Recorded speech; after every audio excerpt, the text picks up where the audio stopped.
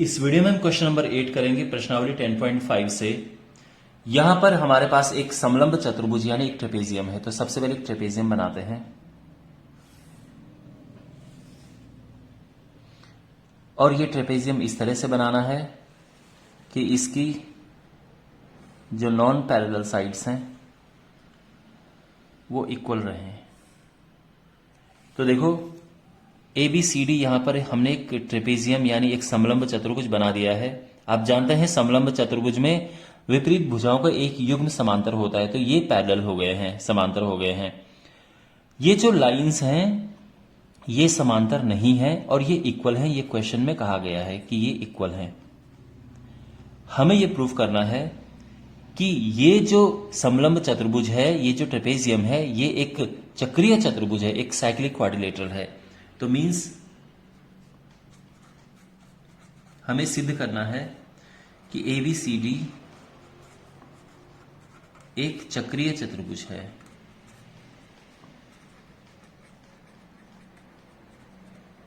ठीक है ना। तो चक्रीय चतुर्भुज है यानी angle A plus angle C बराबर 180 डिग्री और angle B plus angle D बराबर 180 डिग्री। ये बेसिकली हमें प्रूफ करना है। ठीक है, इनमें से कोई भी एक प्रूफ कर देंगे, हमारा काम हो जाएगा। ऑलराइट, तो अब यहां पर कैसे प्रूफ करें देखिए। तो सबसे पहले हम एक काम करेंगे, यहां पे एक छोटी सी कंस्ट्रक्शन करनी। हम लंब ड्रॉ करेंगे। तो यहां से हमने ये लंब डाला और यहां से भी हमने एक लंब डाला इस पर। ठीक है, अब देखो इसको नाम देते हैं, ये E है और ये F है। तो यहां पे और इसमें अगर आप देखें त्रिभुज, देखो अब हमने क्या करना है, इनको सर्वांग सम यानी कॉन्ग्रुएंट प्रूफ करना है। उससे ये दोनों एंगल इक्वल आ जाएंगे और हमारा काम हो जाएगा। ठीक है, आसान हो जाएगा बहुत। तो यहां पर त्रिभुज AED तथा त्रिभुज BFC में, ठीक है ना, इसमें और इसमें देखो यहां पर ये दोनों 90 डिग्री हैं। तो एंगल AED बराबर एंगल BFC दोनों 90 डिग्री हैं। अच्छा, इसके बाद ये और ये बराबर हैं। तो AD बराबर है BC के, क्योंकि ये क्वेश्चन में दिया है। इसके बाद ये बराबर है DE बराबर है CF के। अब ऐसा क्यों है? क्योंकि जो DC है वो समांतर है AB के, और आप जानते हैं समांतर रेखाएं जो होती हैं उनके बीच की दूरी हमेशा एक जैसी होती है। तो जो ये है वही ये है। अब यहां पर RHS प्रॉपर्टी लगी है। RHS यानी राइट एंगल, हाइपोटेन्यूज और साइड वाली प्रॉपर्टी लगी है। तो इससे ट्राइंगल AED जो है वो कॉन्ग्रुएंट हो गया है ट्राइंगल BFC के। कौन सी प्रॉपर्टी लगी इसमें? RHS rule. ठीक है, इतना क्लियर हो गया है। अब देखो यहां पे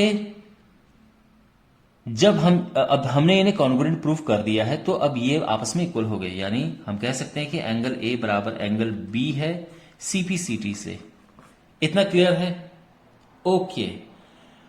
अब देखो चूंकि AB समांतर है DC के, ये दोनों आपस में समांतर हैं, और AD को हम ले लेंगे तिर्यक रेखा यानी ट्रांसवर्सल लाइन।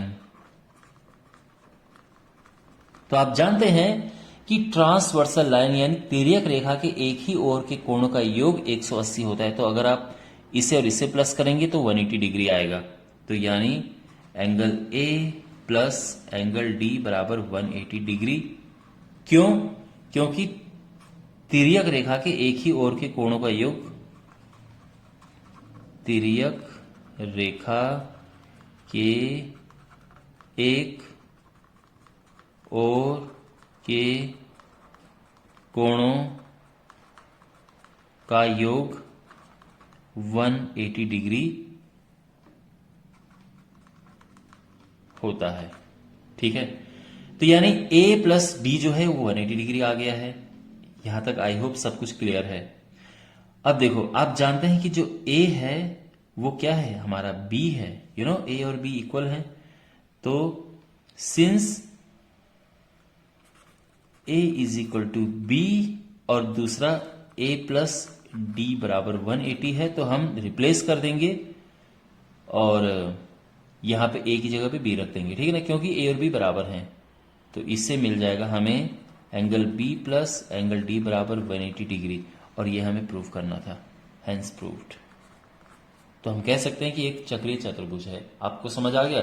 देखो, एक अगर ये प्लस ये 180 आ गया है, इतना ही काफी है। एक पेयर एक विपरीत कोणों के युग्म को 180 डिग्री प्रूव करना काफी है। दोनों करने की आवश्यकता नहीं है, क्योंकि अगर दिस प्लस दिस 180 होगा तो ये अपने आप ही 180 हो जाएगा, क्योंकि पूरा तो 360 होता है। अगर ये दोनों 180 होंगे तो ये बचा भी 180 होगा, लेकिन तो उसकी आवश्यकता नहीं है, और ये हमारा आंसर आ चुका है। ओके, तो आई होप आपको समझ आया होगा। Thanks for watching.